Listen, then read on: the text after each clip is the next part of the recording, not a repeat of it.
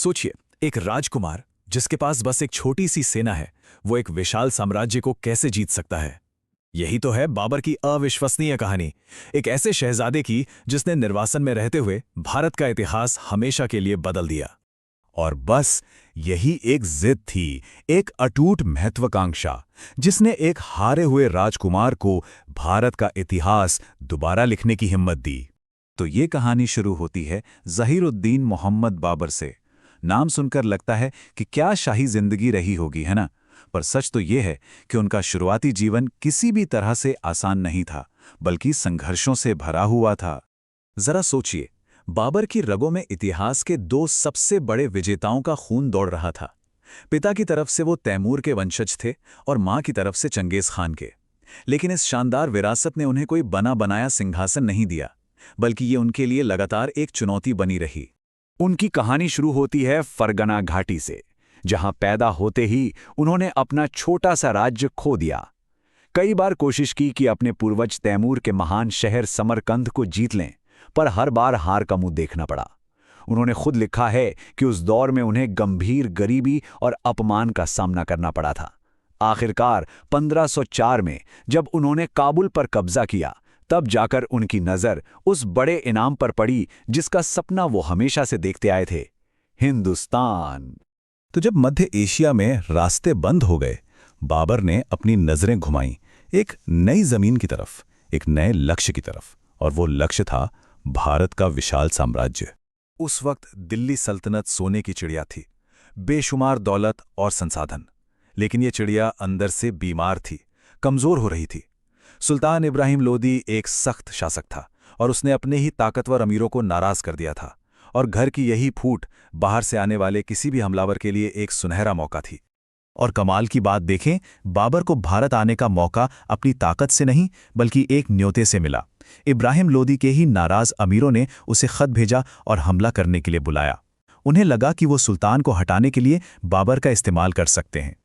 अब आता है कहानी का सबसे दिलचस्प हिस्सा। बाबर भारत में सिर्फ एक सेना लेकर नहीं आया था, वो अपने साथ जंग का एक नया तरीका, एक पूरी क्रांति लेकर आया था। चलिए उसकी इन गेम चेंजिंग रणनीतियों को समझते हैं। सबसे पहले थी तुलुगमा रणनीति। ये एक क्लासिक सेंट्रल एशियन चाल थी।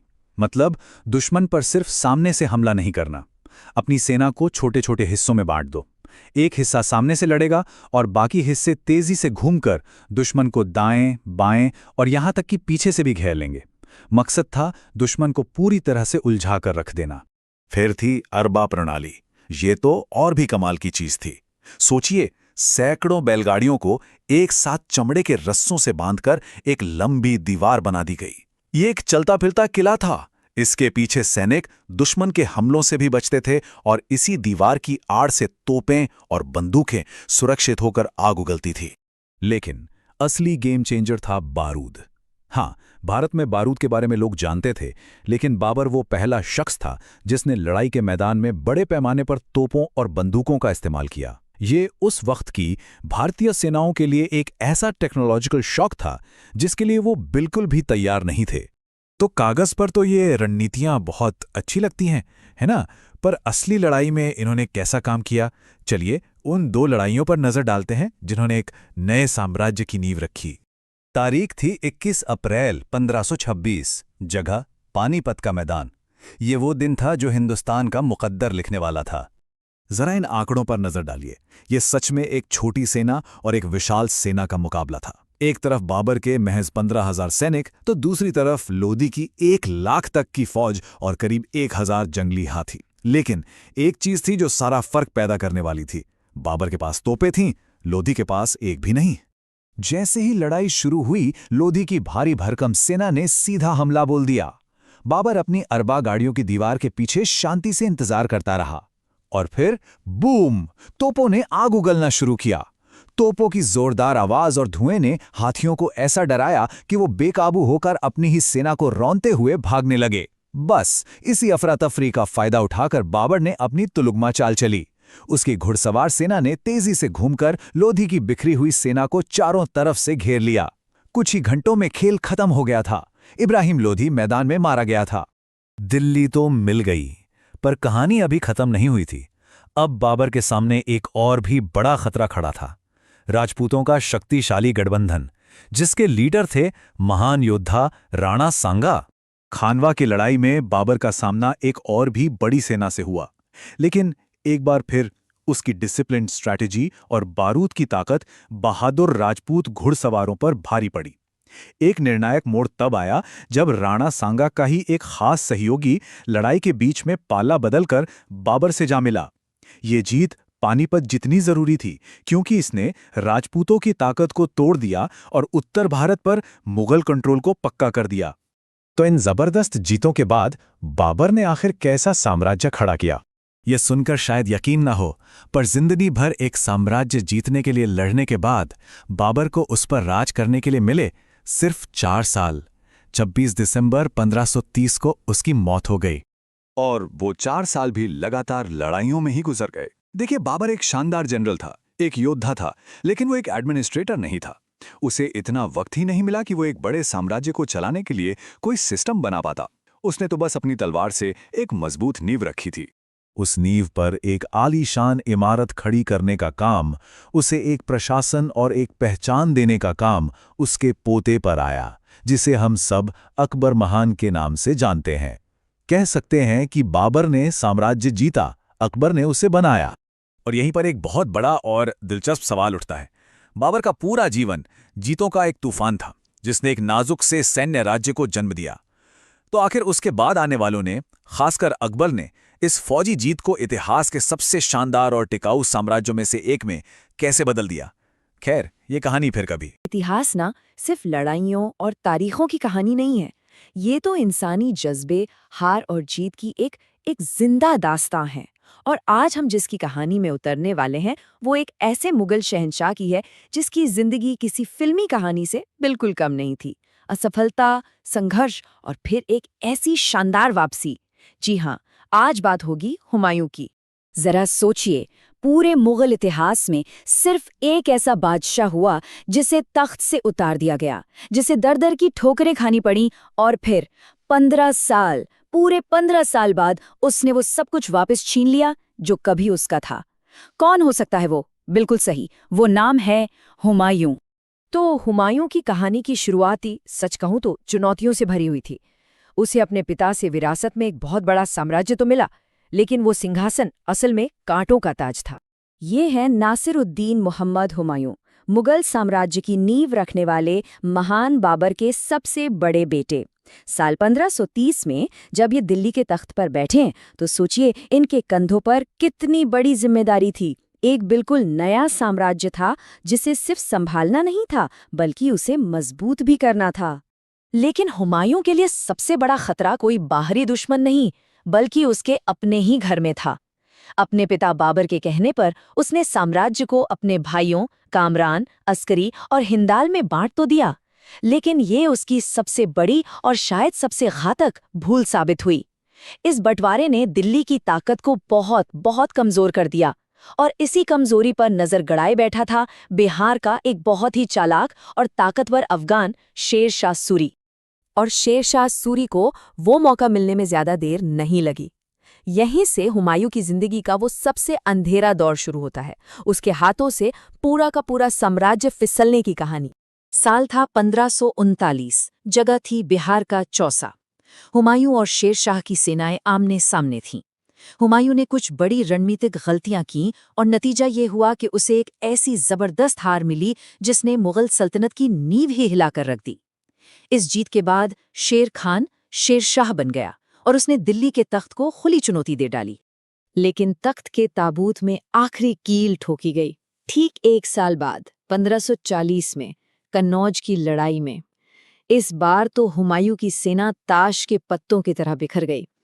ये सिर्फ एक और हार नहीं थी, ये हिंदुस्तान से मुगल हुकूमत का नामो निशान मिट जाने जैसा था।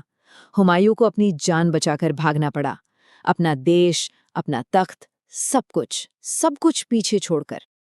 और बस इसी के साथ बाबर का बनाया हुआ मुगल साम्राज्य सिर्फ 10 साल के अंदर ही ढह गया। हिंदुस्तान पर अब सूरवंश का झंडा लहरा रहा था। तो अब शुरू होता है हुमायूं की जिंदगी का वो 15 साल लंबा मुश्किलों भरा अध्याय, जिसे हम निर्वासन कहते हैं।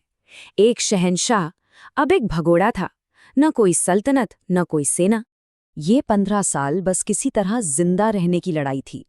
हुमायूं पहले सिंध में भटकता रहा, फिर मदद की उम्मीद में राजस्थान के राजपूत राजाओं के पास गया, लेकिन कहीं कोई ठिकाना नहीं मिला।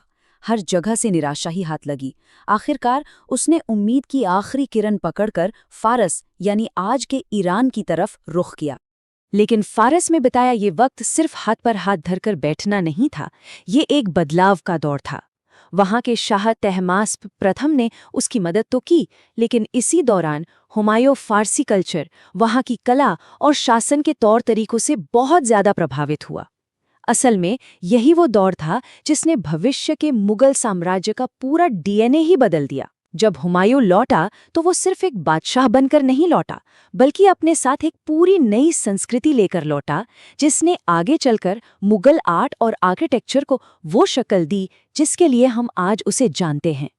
15 साल का वनवास, सब्र और तैयारी, और फिर किस्मत ने पासा पलटा। एक ऐसा दांव खेला गया कि हुमायूं के लिए वापसी का दरवाजा खुल गया। ये एक ऐसी वापसी की कहानी है जिसकी शायद किसी ने कल्पना भी नहीं की थी। साल था 1555। शेर शाह सूरी की मौत हो चुकी थी और उसका बनाया हुआ सूर साम्राज्य अंदरूनी लड़ाइयों की वजह से खोखला हो रहा था। हुमायूं के लिए हिंदुस्तान पर अपना हक दोबारा जताने का इससे बेहतर मौका हो ही नहीं सकता था, और उसने ये मौका हाथ से जाने नहीं दिया। अपनी फारसी सेना के साथ उसने सरहिंद की जंग जीती और 15 साल के लंबे इंतजार के बाद दिल्ली और आगरा पर एक बार फिर मुगल परचम लहरा दिया। खोया हुआ साम्राज्य वापस मिल चुका था। हुमायूं ने अपना सिंहासन तो वापस जीत लिया, लेकिन किस्मत को शायद कुछ और ही मंजूर था। वो इस जीत का जश्न ज्यादा दिन मना ही नहीं सका। तो सवाल ये उठता है कि आखिर इतिहास हुमायूं को किस तरह से याद रखता है? क्या है उसकी असली विरासत?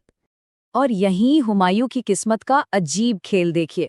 अपनी इतनी शानदार वापसी के 1 साल के अंदर ही 1556 में वो दिल्ली में अपनी लाइब्रेरी शेर मंडल की सीढ़ियों से गिर पड़ा, और बस वही गिरावट उसकी मौत का कारण बनी। सोचिए कितनी बड़ी विडंबना है। जो शहंशाह जिंदगी भर ठोकरें खाता रहा, उसकी मौत भी एक ठोकर लगने से हुई। हुमायूं की पूरी शख्सियत ही ना विरोधाभासों से भरी हुई थी। एक तरफ तो वो फैसले लेने में कमजोर था, ज्योतिष पर कुछ ज्यादा ही विश्वास करता था और एक ढीला ढाला सेनापति था। लेकिन दूसरी तरफ यही वो शख्स था जिसने कभी हार नहीं मानी। वो चाहता तो आराम से फारस में ही रह जाता, पर उसने मुगल वंश को खत्म होने से बचाया और हिंदुस्तान में फारसी कला और प्रशासन की वो नींव रखी जिस पर आगे चलकर अकबर ने एक शानदार इमारत खड़ी की। अगर हम उसकी तुलना उसके पिता महान बाबर से करें तो फर्क साफ नजर आता है। बाबर एक बेजोड़ योद्धा और साम्राज्य का संस्थापक था, वहीं हुमायूं सैन्य मामलों में बहुत कमजोर था। लेकिन उसकी सबसे बड़ी और शायद सबसे अनोखी उपलब्धि थी एक हारे हुए साम्राज्य को फिर से जीतना और उसे एक नई फारसी पहचान देना। उसकी कलात्मक सोच का सबसे बड़ा सबूत आज भी दिल्ली में शान से खड़ा है, हुमायूं का मकबरा। इसे उनकी बेगम हाजी बेगम ने बनवाया था और ये भारत में 4 बाग गार्डन स्टाइल का पहला और सबसे शानदार नमूना था। असल में कई इतिहासकार इसे ताजमहल का पूर्वज या कह लीजिए ब्लूप्रिंट मानते हैं। ये सिर्फ एक मकबरा नहीं था, बल्कि आने वाले मुगल दौर की शान और शौकत का एक ऐलान था। चलिए आप जरा हुमायूं की शख्सियत के कुछ मजेदार पहलू भी जान लेते हैं। कहते हैं कि वो ज्योतिष में इतना यकीन करता था कि हफ्ते के 7 दिन ग्रहों के हिसाब से अलग अलग रंग के कपड़े पहनता था। और बात सिर्फ कपड़ों तक ही नहीं रुकी, उसने तो अपने दरबार के सारे कामकाज को भी ग्रहों से जोड़ रखा था। मतलब हर डिपार्टमेंट एक अलग ग्रह के अधीन था। कमाल है। और एक पहलू ये भी था कि हुमायूं को अफीम की लत थी, एक ऐसी आदत जिसने शायद एक शासक के तौर पर उसके कई फैसलों पर बहुत गहरा असर डाला होगा। आखिर में ये एक लाइन हुमायूं की विरासत को शायद सबसे अच्छे तरीके से बयां करती है। हालांकि हुमायूं में राजनीतिक दृढ़ता की कमी थी, लेकिन मुगल सिंहासन की उसकी बहाली ने वंशावधि निरंतरता सुनिश्चित की और अकबर के शाही एकीकरण का मार्ग प्रशस्त किया। इसका सीधा सा मतलब ये है कि वो शायद खुद एक महान राजा नहीं था, पर उसने एक महान राजा के आने का रास्ता जरूर बनाया। तो आखिर में सवाल यही बचता है, क्या हुमायूं सिर्फ एक कमजोर कड़ी था जो अपने महान बेटे अकबर के आने का इंतजार कर रहा था, या फिर उसका संघर्ष, उसकी वो हार और वो अविश्वसनीय वापसी ही उस महान मुगल साम्राज्य की सबसे जरूरी नींव थी, जिसका राज सिर्फ 5 साल चला, लेकिन उसकी बनाई नींव पर आने वाली पीढ़ियां सदियों तक चलती रहीं। ये कहानी है शेर शाह सूरी की, एक ऐसे दूरदर्शी इंसान की जिसने भारतीय उपमहाद्वीप का इतिहास हमेशा के लिए बदल दिया। तो सबसे बड़ा सवाल यही उठता है कि आखिर कैसे कोई सिर्फ 5 साल के राज में इतना कुछ कर सकता है कि उसका असर सदियों तक रहे। चलिए इसी गुत्थी को सुलझाते हैं और जानते हैं उस शख्स की कहानी जिसने ये सब मुमकिन कर दिखाया। तो इस कहानी की शुरुआत होते है फरीद खान नाम के एक कह सकते हैं आम इंसान से, लेकिन उसके सपने, उसकी एम्बिशन वो बिल्कुल भी आम नहीं थी। ये सफर है एक सिपाही से शहंशाह बनने का, उस इंसान का जिसने मुगलों की जड़ें हिला दी थीं। तो देखते हैं इस कमाल के सफर को। उनका नाम वही उनकी पहचान बन गया, शेर खान यानी द टाइगर लॉर्ड। और ये कोई मामूली टाइटल नहीं था। कहते हैं कि उन्होंने अकेले ही एक शेर को मार गिराया था और तभी से उन्हें ये नाम मिला। एक ऐसा नाम जो उनकी ताकत और उनके इरादों को साफ दिखाता था, और हाँ, दुश्मनों के दिल में डर पैदा करने के लिए काफी था। तो मैदान जंग में 2 लोग आमने सामने थे। एक तरफ शेर शाह, बिहार के एक छोटे से जागीरदार का बेटा, जिसके पास खोने को ज्यादा कुछ था नहीं, पर पाने के लिए पूरा हिंदुस्तान था। और दूसरी तरफ मुगल सम्राट हुमायूं, जिसे विरासत में इतना बड़ा साम्राज्य मिला था। ये एक ऐसी टक्कर थी जिसे इतिहास को हमेशा याद रखना ही था। और फिर वो 2 फैसलाकुन लड़ाइयां हुई जिन्होंने सब कुछ बदल कर रख दिया। पहले 1539 में चौसा का युद्ध, फिर 1540 में कन्नौज का युद्ध। इन 2 जंगों में शेर शाह ने हुमायूं को ऐसी धूल चटाई कि मुगल सम्राट को अपना राज्य छोड़कर भागना पड़ा। दिल्ली का तख्त अब खाली था और उस पर बैठने आ रहा था एक नया बादशाह, शेर शाह सूरी, सूर साम्राज्य का संस्थापक। लेकिन देखिए, शेर शाह की कहानी सिर्फ जंग जीतने तक सीमित नहीं है। उनका असली कमाल, उनकी असली ताकत तो उनके विजन में थी। उन्होंने सिर्फ एक साम्राज्य जीता नहीं, बल्कि उसको चलाने का एक नया ब्लूप्रिंट, एक नया खाका तैयार किया। एक ऐसा सिस्टम जो आने वाली सदियों के लिए एक मिसाल बनने वाला था। कई इतिहासकार तो ये भी कहते हैं कि आगे चलकर जिस अकबर को हम अकबर द ग्रेट के नाम से जानते हैं, उनके शासन की पूरी इमारत शेरशाह की डाली हुई नींव पर ही खड़ी थी। सोचिए, उनके प्रशासनिक सुधार इतने रेवोल्यूशनरी थे कि बाद में मुगलों ने भी उन्हें वैसे का वैसा अपना लिया। और इन सुधारों में सबसे बड़ा गेम चेंजर था उनका भू राजस्व सिस्टम। उन्होंने क्या किया? पहले तो पूरी जमीन को ठीक से नापा गया, फिर उसकी पैदावार के हिसाब से राजस्व यानी 1/3 हिस्सा फिक्स कर दिया गया, और सबसे जरूरी, हर किसान को एक पट्टा दिया गया जो जमीन पर उनके हक का सबूत था, और किसान उस राजस्व को देने का कबूलियत साइन करता था। सिंपल, क्लियर और फेयर। इससे किसानों को सिक्योरिटी मिली और साम्राज्य को एक स्थिर आय। जमीन के बाद उनका ध्यान गया पैसों पर, यानी करेंसी पर। उन्होंने 2 नए सिक्के चलाए, चांदी का रुपया और तांबे का दाम। और खास बात यह थी कि इनका वजन और इनकी शुद्धता पूरे साम्राज्य में स्टैंडर्डाइज्ड कर दी गई, एक जैसी। इस एक छोटे से कदम ने व्यापार को इतना आसान बना दिया और अर्थव्यवस्था में एक नई जान फूंक दी। और यहाँ एक बहुत ही दिलचस्प बात है। आज जो हम रुपया इस्तेमाल करते हैं, उसका नाम सीधा शेर शाह के उसी रुपया से आया है। सोचकर देखिए, लगभग 500 साल बाद भी उनकी विरासत, उनकी लेगेसी हमारी जेब में है। अब इतने बड़े साम्राज्य को अकेले तो चलाया नहीं जा सकता, है ना? इसके लिए एक सिस्टम चाहिए। तो शेर शाह ने पूरे एम्पायर को आसानी से मैनेज करने के लिए यूनिट्स में बांट दिया। सबसे ऊपर साम्राज्य, उसके नीचे सरकार यानी जिला, फिर परगना यानी उपजिला, और आखिर में गांव। एकदम साफ ऑर्गेनाइज्ड ढांचा। इससे ऊपर से लेकर नीचे तक शासन काफी कुशल हो गया। तो आर्थिक और प्रशासनिक सुधार तो हो गए, लेकिन एक साम्राज्य सिर्फ जमीन का टुकड़ा नहीं होता। उसे जोड़ने के लिए सड़कें, उसकी नसें चाहिए होती हैं। चलिए अब देखते हैं कि शेर शाह ने इंफ्रास्ट्रक्चर यानी सड़कों और सरायों का जाल बिछाकर अपने पूरे साम्राज्य को कैसे कनेक्ट किया। और इसका सबसे बड़ा, सबसे शानदार उदाहरण है ग्रैंड ट्रंक रोड। ये कोई आम सड़क नहीं थी, ये साम्राज्य की मुख्य धमनी, उसकी जीवन रेखा थी। इसे उन्होंने आगे बढ़ाया, फिर से बनवाया, सुनारगांव बंगाल से लेकर पेशावर तक। इस सड़क पर सिर्फ लोग और सामान ही नहीं, बल्कि संचार, सेना, सब कुछ तेजी से मूव कर सकता था। और हाँ, यात्रियों के लिए छायादार पेड़ भी लगवाए गए थे। हर 2 किलोमीटर पर इस सड़क पर और दूसरी अहम सड़कों पर हर 2 किलोमीटर पर एक सराय यानी एक रेस्ट हाउस बनवाया गया। सोच के देखिए कितना सिस्टमैटिक काम था। इसका मतलब साफ था, कोई भी मुसाफिर, कोई भी व्यापारी भूखा प्यासा या असुरक्षित न रहे। और ये सराय सिर्फ रुकने की जगह नहीं थी, ये उस जमाने के कम्युनिकेशन हब्स थे, बिल्कुल आज के इंटरनेट की तरह। यहाँ सराय भी थी, डाकघर भी था जिसे डाक कहते थे, और तो और ये खुफिया जानकारी इकट्ठा करने के केंद्र भी थे। यहाँ से खबरें तेजी से बादशाह तक पहुंचती थीं। तो अब बात करते हैं उनकी विरासत की, उनकी लेगेसी की। सिर्फ 5 साल के शासन का इतना गहरा और स्थायी असर कैसे हो सकता है? यही उनकी महानता का सबसे बड़ा सबूत है। सिर्फ 5 साल। एक बार इस नंबर पर गौर कीजिए, 1540 से 1545। इतने कम वक्त में शेरशाह ने वो कर दिखाया जो बड़े बड़े सम्राट अपने पूरे जीवन काल में नहीं कर पाते। और यही उनकी सबसे बड़ी जीत थी। जब हुमायूं के बाद मुगल वापस सत्ता में आए तो उन्होंने शेरशाह के सिस्टम को खत्म नहीं किया, बल्कि उन्होंने उसी ब्लूप्रिंट को अपनाया। भू राजस्व प्रणाली, मुद्रा, प्रशासन, सब कुछ। इसलिए कहते हैं कि अकबर के शानदार शासन की नींव असल में शेरशाह ने ही रखी थी। ये टेबल इस पूरी कहानी का सार है।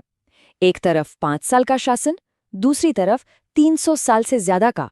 शेरशाह द ओरिजिनेटर थे, जिन्होंने ब्लूप्रिंट बनाया, और मुगल द परफेक्टर थे, जिन्होंने उस ब्लूप्रिंट पर एक आलीशान इमारत खड़ी की। रुपया हो या जीटी रोड, शुरुआत शेरशाह ने की, जिसे मुगलों ने आगे बढ़ाया।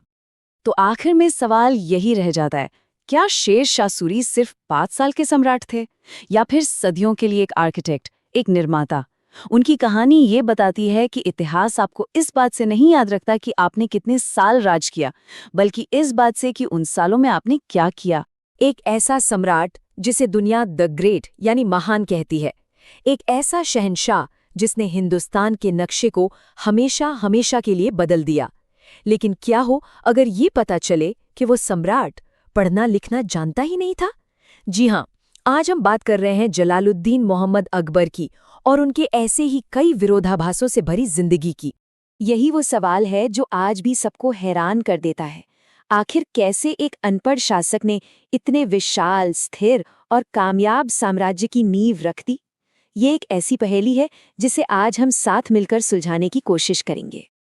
तो इस सफर पर आगे बढ़ने से पहले एक नज़र डाल लेते हैं कि हम क्या क्या जानने वाले हैं।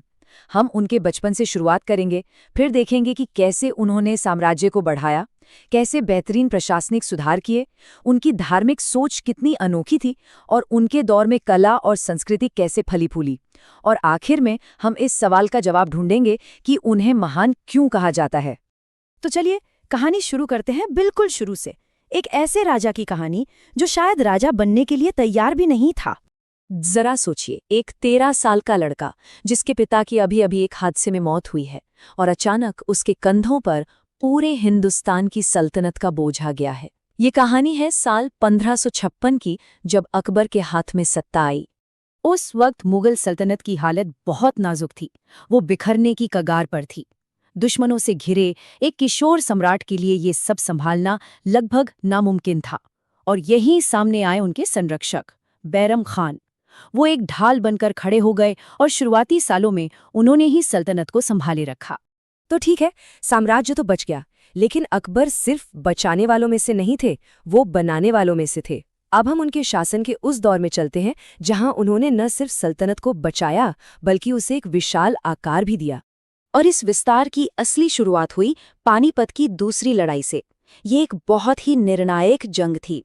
अगर बैरम खां की लीडरशिप में मुगल सेना ये जंग हार जाती तो शायद हिंदुस्तान का इतिहास आज कुछ और ही होता। इस एक जीत ने मुगल सत्ता को दोबारा मजबूती से स्थापित कर दिया। लेकिन अकबर का जीत का सिलसिला यहीं नहीं रुका। उनकी स्ट्रैटेजी सच में कमाल की थी। उन्होंने राजपूतों से लड़ने की जगह उन्हें अपना सहयोगी बनाया, जो एक मास्टर स्ट्रोक साबित हुआ। फिर उन्होंने गुजरात जीता ताकि समुंदर के व्यापार पर कब्जा हो सके और बंगाल की दौलत पर भी नियंत्रण किया। देखते ही देखते काबुल से लेकर दक्कन तक मुगल साम्राज्य अपनी चरम सीमा पर पहुंच गया। देखिए, किसी साम्राज्य को जीत लेना एक बात है, पर इतने बड़े साम्राज्य को चलाना वो बिल्कुल अलग खेल है। तो चलिए अब देखते हैं कि अकबर ने इस विशाल साम्राज्य को चलाने के लिए क्या जबरदस्त सिस्टम बनाया था। और इस सिस्टम की रीढ़ थी मनसबदारी प्रणाली। ये एक जीनियस आइडिया था, सच में। अकबर ने हर बड़े अधिकारी को एक रैंक दे दिया, जिसे कहते थे मनसब। इसी रैंक से तय होता था कि उसकी सैलरी यानी जात कितनी होगी और उसे कितने घुड़सवार यानी सवार सेना के लिए तैयार रखने होंगे। मतलब एक तीर से दो निशाने, वफादारी भी पक्की और एक विशाल सेना भी हमेशा तैयार। अब कोई भी साम्राज्य पैसों के बिना तो चल नहीं सकता, है ना। यहाँ काम आया उनके वित्त मंत्री राजा टोडरमल का दिमाग। वो लेकर आए दहसाला प्रणाली। सोचिए, अब टैक्स हर साल की फसल के हिसाब से नहीं, बल्कि पिछले 10 साल की औसत पैदावार पर तय होता था। इसका फायदा किसानों को पहले से पता होता था कि कितना टैक्स देना है, और साम्राज्य को पता होता था कि कितनी आमदनी होगी। उस जमाने के लिए ये एक बहुत ही समर्थित और स्थिर सिस्टम था। अब सवाल ये कि इतना बड़ा साम्राज्य एक जगह से कैसे चलता? अकबर ने इसका भी हल निकाल लिया। उन्होंने पूरे साम्राज्य को बड़े बड़े प्रांतों में बांट दिया, जिन्हें कहते थे सूबा। हर सूबे को जिलों में यानी सरकार में, और फिर उसे परगना और गांव तक बांटा गया। ये एक ऐसा बेहतरीन ढांचा था जिससे दिल्ली में बैठे सम्राट का नियंत्रण देश के कोने कोने तक बना रहता था। अकबर सिर्फ एक विजेता या एक प्रशासक ही नहीं थे। उनकी सोच, खासकर धर्म और दर्शन को लेकर, अपने वक्त से मीलों आगे थी। इस सोच का सबसे बड़ा सबूत, अकबर ने एक ऐसा कदम उठाया जो उस समय के लिए अकल्पनीय था। साल 1564 में उन्होंने गैर मुसलमानों पर लगने वाला जजिया कर खत्म कर दिया। ये सिर्फ एक टैक्स हटाना नहीं था, ये एक ऐलान था कि मुगल साम्राज्य में किसी की पहचान उसके धर्म से नहीं, बल्कि उसकी वफादारी से होगी। उनकी इस सोच को एक नाम दिया गया, सुलह-ए-कुल। इसका मतलब था सबके साथ शांति। ये सिर्फ एक नारा नहीं था, बल्कि अकबर की राजकीय नीति का आधार बन गया। इसका सीधा सा मतलब था, राज्य का कोई एक धर्म नहीं होगा और सभी धर्मों के लोग शांति और सम्मान के साथ रहेंगे। वो इतने जिज्ञासु थे कि उन्होंने सभी धर्मों को समझने के लिए इबादत खाना बनवाया, जहां वो अलग अलग धर्म गुरुओं से चर्चा करते थे। इन्हीं चर्चाओं से प्रेरित होकर उन्होंने दीन-ए-इलाही नाम से एक नया विचार भी पेश किया। हालांकि ये ज्यादा लोकप्रिय नहीं हुआ, लेकिन ये उनकी खुली और प्रयोगधर्मी सोच को जरूर दिखाता है। अकबर के शासनकाल में सिर्फ साम्राज्य की सरहदें ही नहीं बढ़ीं, बल्कि कला, साहित्य और संस्कृति ने भी नई ऊंचाइयों को छुआ। उनका दौर सचमुच एक सांस्कृतिक स्वर्ण युग था। खुद भले ही पढ़ लिख नहीं सकते थे, पर अकबर को ज्ञान और प्रतिभा की बड़ी कद्र थी। उन्होंने अपने दरबार में उस जमाने के 9 सबसे बेहतरीन दिमागों को इकट्ठा किया, जिन्हें हम नवरत्न के नाम से जानते हैं। अबुल फजल जैसे इतिहासकार से लेकर तानसेन जैसे संगीतकार और बीरबल जैसे सलाहकार तक, ये दरबार प्रतिभा का एक संगम था। अकबर की महानता की गवाही आज भी उनकी बनाई शानदार इमारतें देती हैं। उन्होंने अपनी राजधानी के तौर पर फतेहपुर सीकरी जैसा पूरा का पूरा शहर बसाया, गुजरात विजय की याद में भव्य बुलंद दरवाजा बनवाया और आगरा के किले को एक नया शाही रूप दिया। उनकी वास्तुकला में भारतीय और फारसी शैलियों का एक अद्भुत संगम देखने को मिलता है। तो हमने उनके जीवन के हर पहलू को देखा, एक शासक, एक प्रशासक और एक विचारक के रूप में। अब हम अपने सबसे पहले और सबसे बड़े सवाल पर वापस आते हैं, उन्हें महान क्यों कहा जाता है? तो देखिए, अकबर की महानता किसी एक चीज में नहीं है। उन्होंने एक ऐसा मजबूत प्रशासन दिया जो सालों तक चला। उन्होंने धार्मिक सहिष्णुता की वो मिसाल पेश की जो उस दौर में अनूठी थी।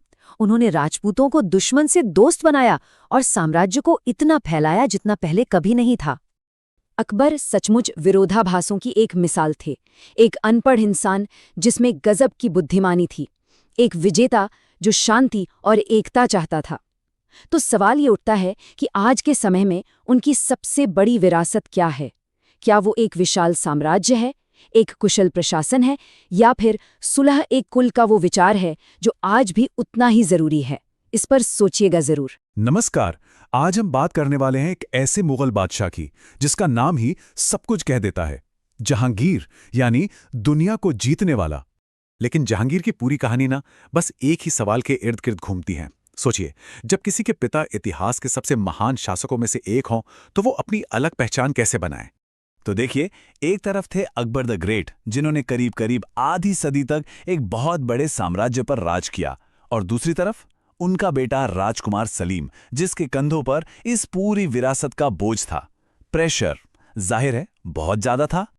हाँ, एक बात और, सलीम अकबर के इकलौते बेटे नहीं थे। उनके दो भाई और थे, मुराद और दानियाल। लेकिन दोनों की शराब की लत की वजह से कम उम्र में ही मौत हो गई, और बस इसी वजह से सलीम तख्त के अकेले वारिस बचे। तो फिर 1605 में अकबर की मौत हुई और सलीम ने तख्त संभाला, और यहीं से शुरू हुआ उनका सफर अपने पिता की उस बड़ी सी परछाई से बाहर निकलने का और अपनी खुद की पहचान बनाने का। और इसकी शुरुआत उन्होंने की अपने नाम से। उन्होंने अपना नाम रखा जहांगीर, मतलब दुनिया को जीतने वाला। ये सिर्फ एक नाम नहीं था, ये एक स्टेटमेंट था, पूरी दुनिया के लिए एक ऐलान। अपने शुरुआती कामों में से एक जो उन्होंने किया वो था जंजीर अदल, यानी न्याय की जंजीर लगवाना। ये कमाल का सिस्टम था। कोई भी आम इंसान, कोई भी, वो जंजीर खींचकर अपनी फरियाद सीधे बादशाह तक पहुंचा सकता था। इससे पता चलता है कि शुरू में वो इंसाफ को लेकर कितने आइडियलिस्टिक थे। लेकिन जहांगीर का शासन इतना आसान नहीं था। चुनौतियां बहुत थीं, और सबसे बड़ी चुनौती वो कहीं बाहर से नहीं बल्कि उनके अपने ही घर से आई। सोचिए, गद्दी पर बैठे अभी 1 साल ही हुआ था कि जहांगीर को अपने ही बेटे खुसरो की बगावत का सामना करना पड़ा। और जब खुसरो की मदद की सिख गुरु अर्जन देव ने, तो जहांगीर ने उन्हें मौत की सजा सुना दी। ये एक ऐसा फैसला था जिसने आने वाली सदियों के लिए सिख मुगल संघर्ष की नींव रख दी। और इसी सब हंगामे के बीच दरबार में एक और ताकत धीरे धीरे सिर उठा रही थी।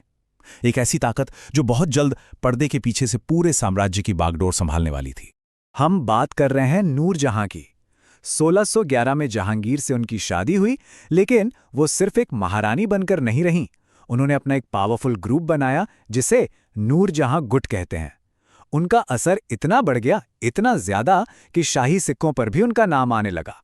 और जहांगीर के आखिरी सालों में तो कहा जाता है कि असल में वही सल्तनत चला रही थी। तो एक तरफ दरबार में ये सब चल रहा था, और दूसरी तरफ पश्चिम से कुछ नए मेहमान दस्तक दे रहे थे। कौन थे ये मेहमान? पहले आए कैप्टन विलियम हॉकिंस, फिर सर थॉमस रो। ये दोनों अंग्रेज थे, ईस्ट इंडिया कंपनी के नुमाइंदे, और उनका मकसद बस एक था, भारत में ट्रेड करने की परमिशन हासिल करना। अब देखिए, उस वक्त भारत के समुद्री व्यापार पर पुर्तगालियों का कंट्रोल था। तो हो सकता है इसी पावर को बैलेंस करने के लिए जहांगीर ने अंग्रेजों को इजाजत दे दी हो। शायद उन्होंने सोचा भी नहीं होगा कि इसका असर आगे चलकर क्या होगा। उस वक्त तो ये एक मामूली सा ट्रेड एग्रीमेंट ही लगा होगा। लेकिन इतिहास हमें बताता है कि ये छोटा सा दिखने वाला फैसला कितना बड़ा साबित हुआ। ये वही पहला कदम था जिसने आने वाली सदियों में ब्रिटिश राज की नींव डाली और हिंदुस्तान का मुस्तकबिल हमेशा हमेशा के लिए बदल दिया। अच्छा, सियासत और जंग से हटकर देखें तो जहांगीर का एक और पहलू भी था। एक ऐसा पहलू जो कला और कुदरत से जुड़ा था। पता है, जहांगीर के दौर को मुगल पेंटिंग का गोल्डन एज कहा जाता है। उन्होंने अपनी बायोग्राफी भी लिखी, तुजुक ए जहांगीरी। और वो सिर्फ यही नहीं रुके, वो एक जबरदस्त नेचुरलिस्ट भी थे। अपने आसपास के पेड़ पौधे, जानवरों, सबकी डिटेल में स्टडी करते थे और उसे रिकॉर्ड भी करते थे। तो ये बात उनके कैरेक्टर की 2 साइड्स को बहुत अच्छे से दिखाती है। एक तरफ सियासी उथल-पुथल और दूसरी तरफ आर्ट और नेचर के लिए एक गजब का जुनून। तो सवाल उठता है कि 22 साल के राज के बाद जहांगीर आखिर अपने पीछे कैसी विरासत छोड़कर गए? इसका जवाब सीधा नहीं है। उनकी विरासत बहुत उलझी हुई है, कॉन्ट्राडिक्शन से भरी हुई। तो चलिए एक बैलेंस शीट देखते हैं। एक तरफ उनके दौर में मुगल पेंटिंग अपनी पीक पर पहुंची, उन्होंने अपनी आत्मकथा लिखी। लेकिन दूसरी तरफ उन्हीं के राज में सिख मुगल संघर्ष की कड़वी शुरुआत हुई। अंग्रेजों को हिंदुस्तान में पैर जमाने का पहला मौका मिला और दरबार में पावर स्ट्रगल चलता रहा। तो आखिर में हम जहांगीर को कैसे याद रखें?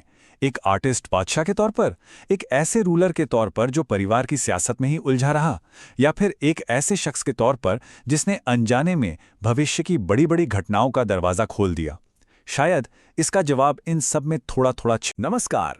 आज बात करेंगे इतिहास के एक ऐसे शहंशाह की जिनका नाम सुनते ही दो तस्वीरें जहन में आती हैं। एक तरफ मोहब्बत की निशानी ताजमहल और दूसरी तरफ सत्ता के लिए अपनों का ही बहाया हुआ खून। तो चलिए शाहजहां की इसी उलझी हुई कहानी को आज सुलझाते हैं। ताजमहल, इसको देखते ही एक अमर प्रेम कहानी आंखों के सामने आ जाती है ना? लेकिन क्या यही पूरी सच्चाई है? क्या ताजमहल को बनाने वाला बस एक आशिक था, या फिर एक ऐसा बादशाह जो सिंहासन पाने के लिए किसी भी हद तक जा सकता था, यहां तक कि अपनों का खून बहाने तक भी? यही वो सवाल है जो शाहजहां की पूरी विरासत को मतलब इतना कॉम्प्लिकेटेड बना देता है। अच्छा, तो शाहजहां हमेशा से शाहजहां यानी दुनिया के राजा नहीं थे। ये टाइटल हासिल करने से पहले वो थे शहजादे खुर्रम। और मुगल सल्तनत में भाई बादशाहत कोई प्लेट में सजाकर नहीं मिलती थी, वो तो कांटों का ताज था। और उसे पाने के लिए खुर्रम को अपने ही भाइयों से, अपने ही खून से लड़ना पड़ा। तो ये हैं शहजादा खुर्रम, बादशाह जहांगीर के बेटे। 1628 में इन्होंने शाहजहां का खिताब लिया और तख्त पर बैठे, और फिर अगले 30 साल तक हिंदुस्तान पर राज किया। देखिए, मुगल सल्तनत में उत्तराधिकार का कोई सीधा साधा नियम था ही नहीं। यहां तो हिसाब सीधा था, जिसकी तलवार में दम, तख्त उसका। तो सिंहासन के लिए खुर्रम को अपने ही भाइयों खुसरू, परवेज और शहरयार, इन सबको रास्ते से हटाना पड़ा। मतलब एक बहुत ही भयानक खूनी जंग हुई और उसमें आखिर में जीते शहजादे खुर्रम। तो सिंहासन पर बैठने के बाद शाहजहां ने दो चीजों का खूब इस्तेमाल किया, अपनी तलवार का और अपनी मुहर का।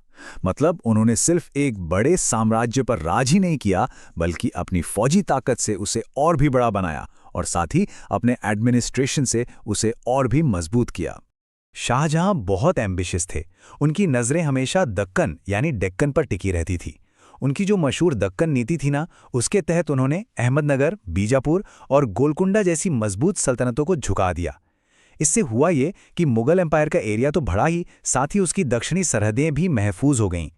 लेकिन ऐसा भी नहीं है कि शाहजहां को हर जगह जीत ही मिली। साम्राज्य की पश्चिमी सरहद पर एक जगह थी कंधार, जो एक सिर दर्द बनी हुई थी। 1638 में उन्होंने इसे जीता तो सही, पर यह खुशी ज्यादा दिन नहीं चली।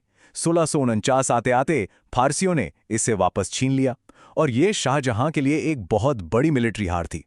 अब सवाल ये उठता है कि इतने बड़े बड़े फौजी अभियानों के लिए पैसा कहां से आ रहा था? तो जवाब है एक बेहद अमीर और स्टेबल एम्पायर से। इसकी नींव रखी थी उनके दादा अकबर ने। शाहजहां ने बस उस सिस्टम को और बेहतर बना दिया। उन्होंने मनसबदारी सिस्टम को बहुत अच्छे से इस्तेमाल किया और टैक्स कलेक्शन इतना मजबूत कर दिया कि भाई शाही खजाना हमेशा लबालब भरा रहता था। और इसी बेहिसाब दौलत ने शाहजहां को वो करने का मौका दिया जिसके लिए आज हम सब उन्हें जानते हैं, वो शानदार लाजवाब इमारतें बनवाना। उनके दौर को मुगल आर्किटेक्चर का गोल्डन एज यानी स्वर्ण युग कहते हैं। पर मजे की बात यह है कि इस सुनहरे दौर की शुरुआत हुई एक बहुत बड़े पर्सनल दुख से। साल था 1631। शाहजहां की सबसे चहेती बेगम मुमताज महल की मौत हो गई। इस हादसे ने बादशाह को अंदर तक तोड़कर रख दिया। लेकिन कहते हैं ना, इसी दुख की राख से दुनिया की सबसे खूबसूरत इमारत की कहानी पैदा हुई। अपनी बेगम की याद में शाहजहां ने बनवाया ताजमहल। ये सिर्फ एक मकबरा नहीं है, बल्कि संगमरमर में लिखी गई एक कविता है। एक ऐसी कविता जो आज भी पूरी दुनिया को हैरान कर देती है। पर रुकिए, शाहजहां का इमारतों को लेकर जो जुनून था, वो ताजमहल पर ही खत्म नहीं हुआ। उन्होंने तो अपनी राजधानी ही आगरा से दिल्ली शिफ्ट कर दी और एक पूरा नया शहर बसाया, शाहजहानाबाद। और यहीं पर उन्होंने बनवाया वो शानदार लाल किला जो मुगल पावर का नया सेंटर बना। और लाल किले के ठीक सामने उन्होंने बनवाई भारत की सबसे बड़ी मस्जिदों में से एक, जामा मस्जिद। उसका जो विशाल साइज है, उसकी जो शान है, वो शाहजहां की सोच और उनके अंपायर की ताकत का जीता जागता सबूत है। उस जमाने की दौलत का अंदाजा लगाना मतलब आज के टाइम में मुश्किल है। एक यूरोपियन ट्रैवलर था टैवर्नियर, उसने लिखा कि शाहजहां का जो फेमस मयूर सिंहासन था, तख्ते ताउस, उसकी कीमत पूरे ताजमहल से भी डबल थी। जरा सोचिए, एक सिंहासन की कीमत ताजमहल से भी दोगुनी। कमाल है। लेकिन कहते हैं ना, हर सूरज को ढलना होता है। जैसे जैसे शाहजहां की उम्र बढ़ी, जिस सल्तनत को उन्होंने इतनी शान और शौकत बख्शी थी, वो अंदर से कमजोर होने लगी। और उनके गिरने की कहानी किसी और ने नहीं, उनके अपने ही बेटों ने लिखी।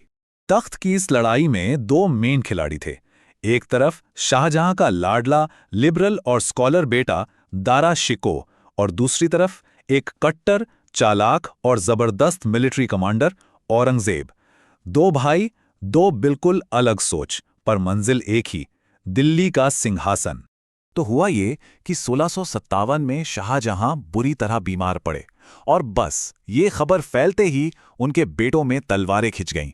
इस जंग में औरंगजेब की मिलिट्री स्ट्रैटेजी और उसकी बेरहमी दोनों की जीत हुई। उसने अपने भाइयों को, खास तौर पर दारा शिको को हराया और 1658 में खुद को बादशाह डिक्लेयर कर दिया। और अपने पिता का क्या किया? उन्हें आगरा के किले में कैद कर दिया।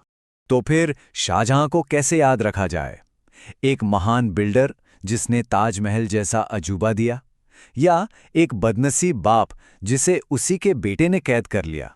उनकी विरासत आप देखें तो संगमरमर जैसी सफ़ेद और चमकदार है, पर उस पर खून के गहरे धब्बे भी हैं। शाहजहां ने अपनी जिंदगी के आखिरी 8 साल, सोचिए 8 साल, आगरा के किले में एक कैदी की तरह गुजारे। और सबसे बड़ी ट्रेजेडी क्या थी जानते हैं? उसकी कैद की खिड़की से सीधा ताजमहल नजर आता था, वही इमारत जो उसने अपनी मोहब्बत के लिए बनवाई थी। इससे ज्यादा दर्दनाक और आयरनिकल अंत और क्या हो सकता है भला? तो चलिए फटाफट रिकैप करते हैं कि इस पूरी कहानी से क्या खास बातें याद रखनी है। एक, मुगल आर्किटेक्चर का गोल्डन एज। दूसरा, भाइयों के बीच वो खूनी जंग। तीसरा, कंधार का स्ट्रेटेजिक सवाल। चौथा, दक्षिण में उनकी कामयाब पॉलिसी। और हाँ, पांचवां, उस दौर के यूरोपियन ट्रैवलर्स की आंखें जो हमें एक अलग ही कहानी बताती हैं। नमस्कार, चलिए आज मुगल इतिहास के एक ऐसे बादशाह की कहानी समझते हैं जिसका नाम सुनते ही ना कई तरह की बातें, कई विवाद और कई विरोधाभास दिमाग में घूमने लगते हैं। एक ऐसा शासक जिसके राज में मुगल साम्राज्य अपनी सबसे बड़ी ऊंचाई पर भी पहुंचा और उसी के दौर में उसके पतन की नींव भी रखी गई। तो आइए औरंगजेब के इस उलझे हुए शासनकाल की परतों को एक एक करके खोलते हैं। देखिए, कहानी का जो सबसे बड़ा टकराव है वो यहीं साफ दिख जाता है। एक तरफ औरंगजेब ने मुगल सल्तनत को इतना फैलाया जितना पहले कभी नहीं हुआ था, और दूसरी ही तरफ उन्हीं के दौर में वो वजह पैदा हुई जिनसे ये विशाल साम्राज्य बिखरने लगा। तो सवाल यही उठता है कि आखिर एक ही बादशाह इन दो बिल्कुल उल्टे नतीजों के लिए जिम्मेदार कैसे हो सकता है? औरंगजेब के बादशाह बनने की कहानी कोई सीधी सादी नहीं थी। ये तो अपने आप में एक जबरदस्त पारिवारिक ड्रामा था। सत्ता तक पहुंचने का उनका रास्ता अपने ही भाइयों के खिलाफ एक बेहद क्रूर और बेरहम जंग से होकर गुजरा था। तो कहानी की शुरुआत होती है साल 1657 से। जैसे ही ये खबर फैली कि बादशाह शाहजहां बीमार हैं, उनके चारों बेटों दारा शिको, शाह शुजा, मुराद बख्श और खुद औरंगजेब के बीच तख्त के लिए तलवारें खिंच गईं। और इस जंग में औरंगजेब की रफ्तार और रणनीति देखने लायक थी। सोचिए, सिर्फ 1 साल के अंदर उन्होंने धर्मत और फिर सामूगढ़ की लड़ाइयों में अपने सबसे बड़े दुश्मन भाई दारा शिकोह को बुरी तरह हराया। इससे उन्होंने अपनी फौजी ताकत का लोहा तो मनवाया ही, साथ ही सिंहासन पर कब्जा किया और अपने ही पिता शाहजहां को आगरा के किले में कैद कर दिया। अब बादशाह बनने के बाद औरंगजेब ने साम्राज्य पर अपनी एक अलग छाप छोड़ने की कोशिश की। उन्होंने ऐसी नीतियां लागू करना शुरू किया जो उनके सख्त मजहबी और निजी विश्वासों को दिखाती थीं। उनकी नीतियों में कई बड़े बदलाव शामिल थे, जैसे पूरे साम्राज्य में इस्लामी शरिया कानून को सख्ती से लागू करना, 1679 में गैर मुसलमानों पर जजिया टैक्स दोबारा लगाना और इस्लामी कानूनों का एक बहुत बड़ा दस्तावेज फतवाए आलमगीरी तैयार करवाना। इसी दौर में कुछ हिंदू मंदिरों को गिराने के हुक्म भी दिए गए, जिससे काफी बड़े पैमाने पर नाराजगी फैली और साम्राज्य का जो सामाजिक ताना बाना था उस पर इसका गहरा असर पड़ा। अब कहानी का रुख उस तरफ करते हैं जो औरंगजेब के लिए एक जुनून जैसा बन गया था, दक्षिण भारत यानी दक्कन का पठार, जिस पर वो हर हाल में पूरी तरह कब्जा करना चाहते थे। दक्षिण में उनका सामना मराठों से हुआ। ये एक लंबा और बहुत मुश्किल संघर्ष था। इसी दौरान 1689 में उन्होंने शिवाजी के बेटे संभाजी को पकड़कर मरवा दिया। इसके अलावा उन्होंने 1686 में बीजापुर और 1687 में गोलकुंडा की सल्तनतों को भी मुगल साम्राज्य में मिला लिया। इसी के साथ मुगल साम्राज्य अपने सबसे बड़े आकार तक पहुंच गया। 26 ये सिर्फ एक नंबर नहीं है, ये औरंगजेब के जुनून की कहानी है, उन्होंने अपने शासन के लगभग 26 साल लगातार दक्कन में लड़ाइयां लड़ते हुए गुजार दिए। लेकिन कहते हैं ना, हर जीत की एक कीमत होती है, और इन जीतों की कीमत बहुत भारी पड़ने वाली थी। इन सैन्य कामयाबियों के साथ साथ इनके जो भयानक नतीजे सामने आए, वो सीधे सीधे साम्राज्य के पतन से जाके जुड़ते हैं।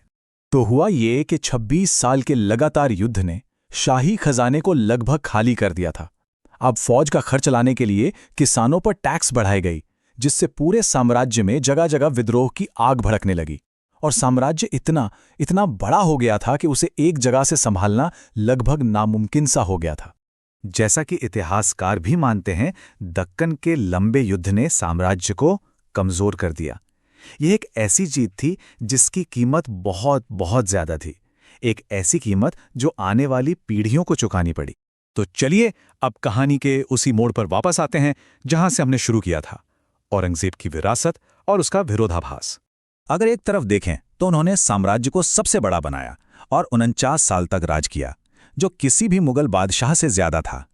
वो एक सख्त प्रशासक और काबिल मिलिट्री कमांडर थे।